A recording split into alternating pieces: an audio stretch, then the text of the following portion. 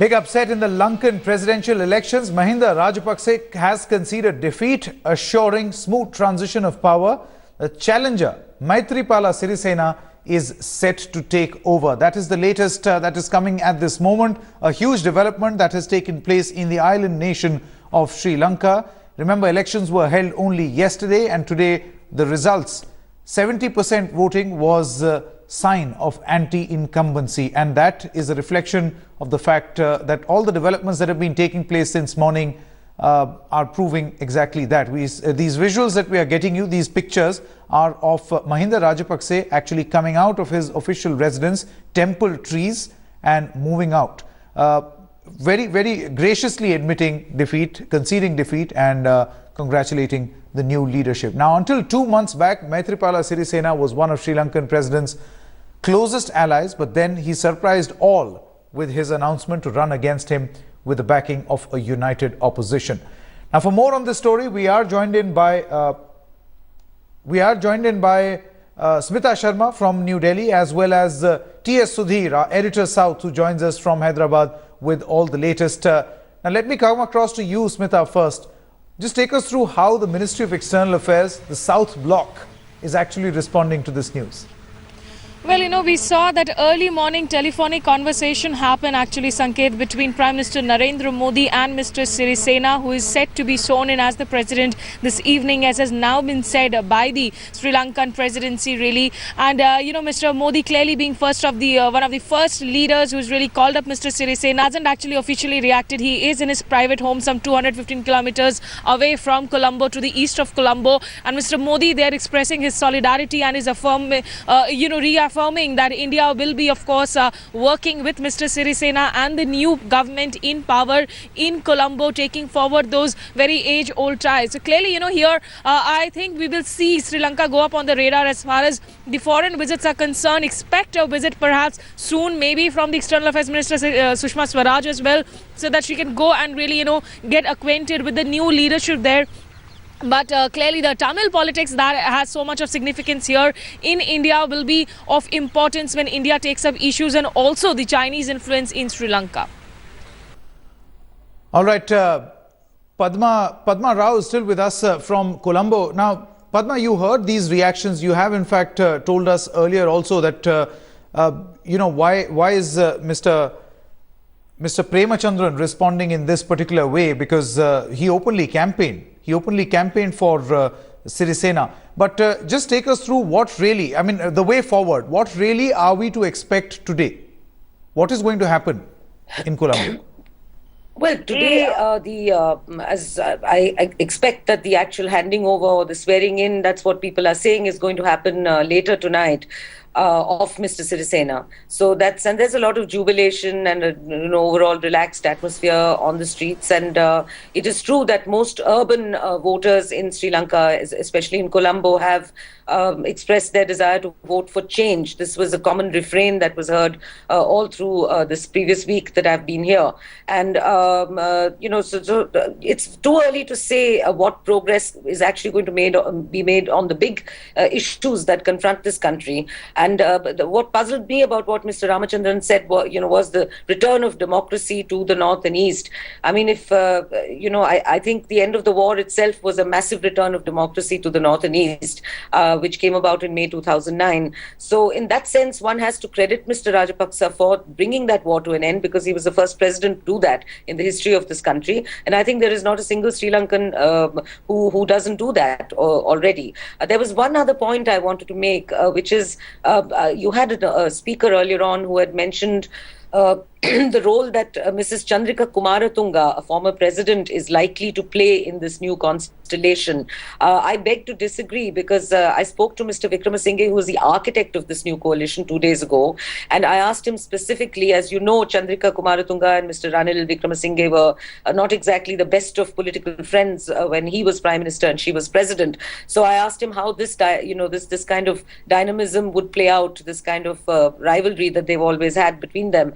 And And he made it very clear to me, and in fact that is very clear to almost everyone in the coalition, that Mrs. Chandrika Kumaratunga is only supporting this coalition for its principles, which is to restore democracy. She is not going to play an active role. She is in retirement. She is not going to return to active politics. So so it doesn't really matter what Chandrika Kumaratunga is what her relationship with India was or is, or she's basically supporting this coalition as a senior politician and quite a towering political personality. The other thing that Mr. N. Ram said about plantation workers having supported Mr. Rajapaksa, that is also erroneous, because the plantation workers were actually, the Ceylon Workers Congress was the only party that Mr. Rajapaksa was finally left with after all the others had crossed over to the new coalition. So these are two minor things that I wanted to put into perspective.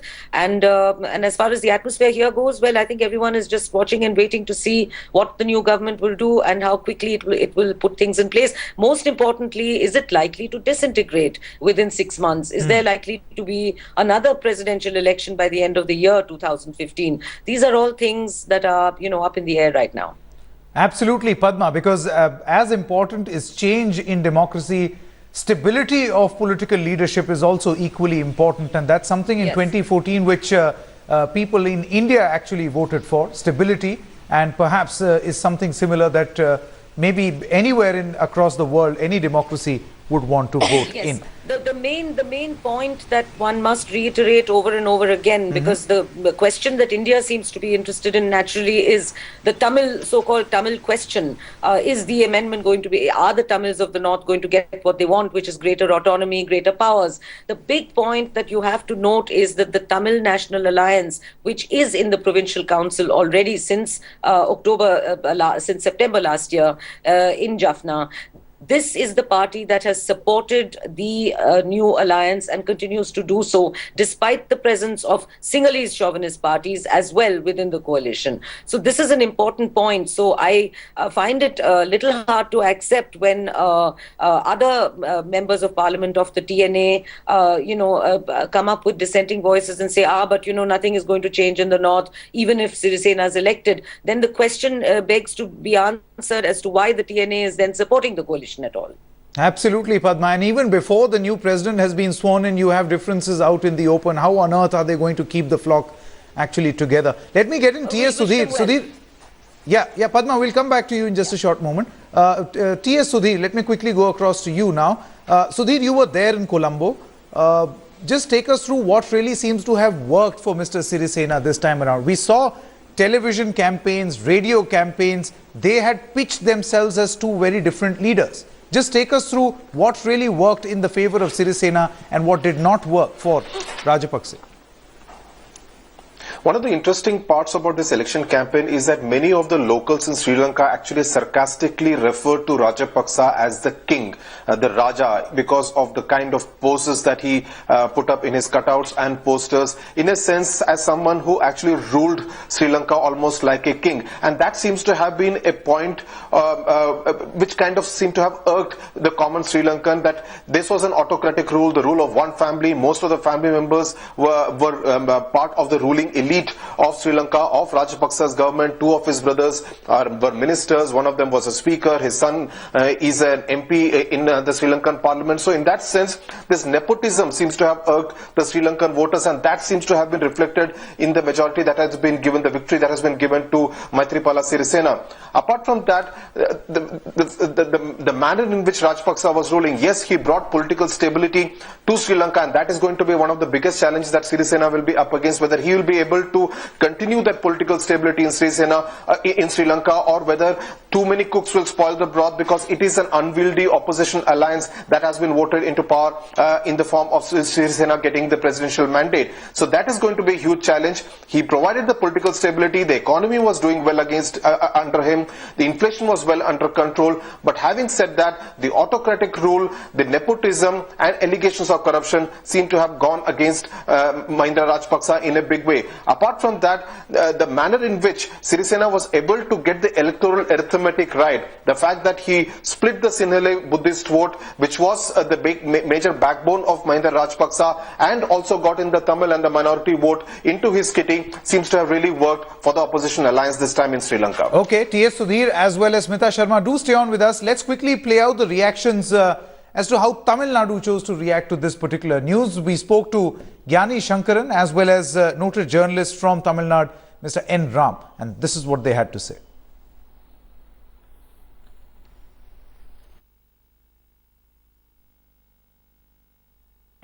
I think people will be delighted with this change because it is, the regime of Mahinda Rajapaksa had gone on too long, and consider the fact that the Sri Lankan Tamils based in the north and east, the Muslims who are largely or mostly Tamil speaking, and also the Tamils of recent Indian origin, the plantation workers and others, have made a huge contribution towards this regime change.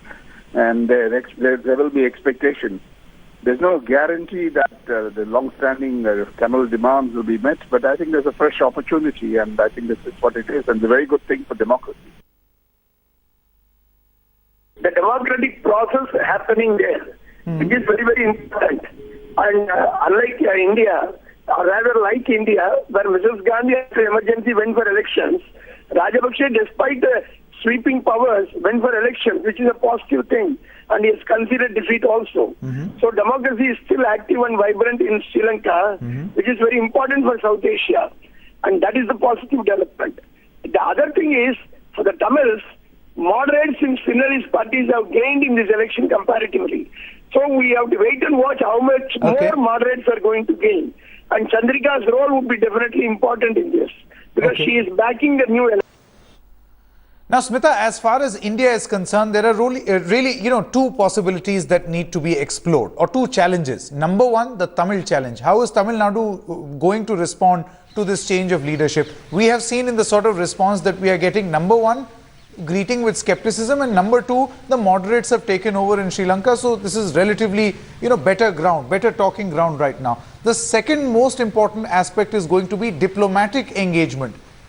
Because you cover the Ministry of External Affairs, the South Bloc, you would know more about the diplomatic engagement. How much will India be able to engage with this new leadership vis-a-vis this leadership's association with, say, countries like China? Well, Sanket, first up, on your question about Tamil Nadu politics. Now, Sri Lanka will always remain an emotionally, very politically sensitive issue. Even during Rajapaksa's campaign, we saw that entire controversy play up when actor Salman Khan landed in there with the Sri Lankan actress Jacqueline Fernandez. There were protests outside Salman Khan's house also, and Salman Khan later on clarifying that he really wasn't there to campaign for Rajapaksa, but was rather there for his, being Human Foundation social service projects. So clearly in Tamil Nadu, when it comes to Sri Lankan issues and the Tamil minority issues, they are all very politically sensitive. And if you were to go through the manifesto of Mr. Sirisena, really, there is no direct assurance of going in for that devolution process, for that greater political reconciliation. But it is a matter of fact, as Padma was pointing out, that we saw those Northern Provincial Council elections held in Jaffna, and the TNA CM, in fact, Mr. Vignesaran, who was in Tamil Nadu just few months back there, continued with those allegations that the Sinhalese majority leadership in Sri Lanka was still continuing to being hostile and indifferent in a way to Tamil sentiments. Now, those allegations, I don't think, or those complaints are going to go away any moment soon. That's why that sense of skepticism, or if we may say cautious optimism as far as Tamil Nadu leaders are concerned. For them, those issues of fishermen, the 13th Amendment issues, India has of course been investing in Sri Lanka in terms of civil rehabilitation, reconstruction, investing in those housing schemes in Sri Lanka.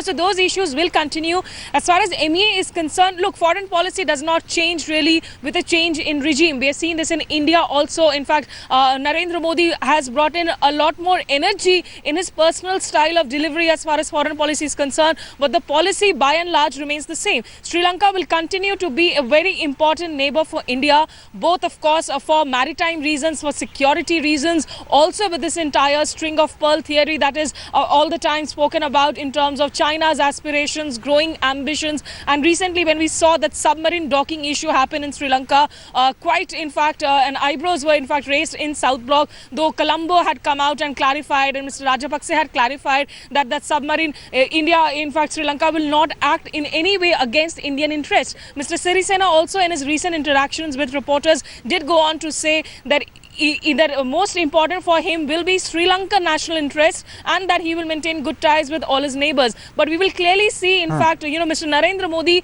he is very clear in his mind. He knows that Sri Lanka is important, and that's why that first call to Mr. Sirisena congratulating him actually went in from Mr. Modi early this morning itself, even while he is in Gujarat for the Pravasi Bharatiya Divas. So that engagement, of course, we will see that happen. But yes, there will be some amount of skepticism about the stability of this coalition at this point in time, Sanket. Okay, Smita as well as T.S. Sudhir, do stay with us. We have Sandeep Unnithan also joining us, Deputy Editor of India Today.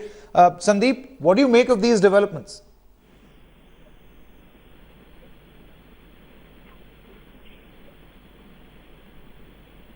Well, this is a historic verdict in Sri Lanka, Sanket, and I mean, the results came as a surprise to a lot of people who this election was seen as neck and neck.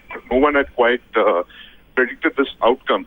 Now, India's interest in this election is, I mean, there are a couple of outstanding issues with Sri Lanka which India would like to have, India would like to see pursued at the earliest. The most important of them being the devolution of power to the Tamil provincial councils in northern and eastern Sri Lanka. This is one sore issue between the two countries. In India's support to the Sri Lankan government in the war against the LTT was conditional that there would be devolution of power to the Tamil provincial councils, which has not happened, and this has actually been one of the biggest sore points between India and Sri Lanka. If you remember, India had voted against Sri Lanka twice at the United Nations, and it was only last year that we actually abstained from voting against the Sri Lankan government. But this would be in the next few months ahead one of the key issues that the government would take up with the new government of President Sirisena. Okay, Sandeep Unnithan, many thanks for joining us on this special broadcast. Let me put another question to T.S. Sudhir, and I've been itching to ask this question to you, Sudhir. Rajdeep's assessment that perhaps Narendra Modi's policy to support, maybe directly or indirectly, the candidature of Mahinda Rajapaksa, or at least place his confidence in Mahinda Rajapaksa, seems to have backfired. Would you agree with that? Well, Sanket, till 2 months ago, no one really expected a serious challenger to come up for against Mahinda Rajapaksa. Sirisena was nowhere in the race till the 21st of November, and the opposition really was a house divided. So in that sense, India, like many other countries, including China, really expected Rajapaksa to actually come back to office for a third term, for an unprecedented third term, even if the margin of victory wouldn't be very high. But Sirisena's candidature actually put a spanner in the works. It actually changed the entire dynamics. And the last week of December really was a critical factor when the Tamil nationalist parties as well as the Muslim groups actually supported Sirisena. India was actually watching this entire developments unfold in Colombo and other parts of Sri Lanka. Also the fact that Sirisena has been an unknown commodity. Though being the General Secretary of the Sri Lanka Freedom Party, it was Mahinda Rajapaksa's towering personality who actually represented Sri Lanka, and no one really else in Sri Lanka's ruling dispensation was engaged with by countries including India. So in that sense, Sirisena was an unknown commodity. People in India did not really know what he really represented. Yes, Ranil Wickremesinghe and Chandrika Kumartunga, the two opposition leaders who were backing Sirisena, are leaders who are known to India. Chandrika Kumartunga has been President of Sri Lanka. Ranil Wickremesinghe has been Prime Minister. He's also the nephew of former President Jayawardene. So in that sense, these two leaders are known to India. India, but whether Sirisena would really mark a huge departure from the kind of politics that Mahinda Rajapaksa represented was something India was not very sure of. So India has been really in a wait and watch policy, but yes, the feeling in Colombo as well as in New Delhi was that India probably would not really mind Mahinda Rajapaksa a third term in office, so that the same policies will be continued, because Mahinda Rajapaksa has been trying to please both India and China. Chinese investments in Sri Lanka have really increased manifold under Rajapaksa's presidency, but India still has a huge political presence in Sri Lanka, and this is something which even Rajapaksa has underlined in his various interviews before the elections, saying that India as a big brother, as a closest neighbor that Sri Lanka has, its influence in Sri Lankan affairs cannot really be underestimated at any cost. Absolutely. Smita Sharma and T.S. Sudhi, do stay on with us. Let's quickly listen into a number of reactions that came in from Tamil Nadu.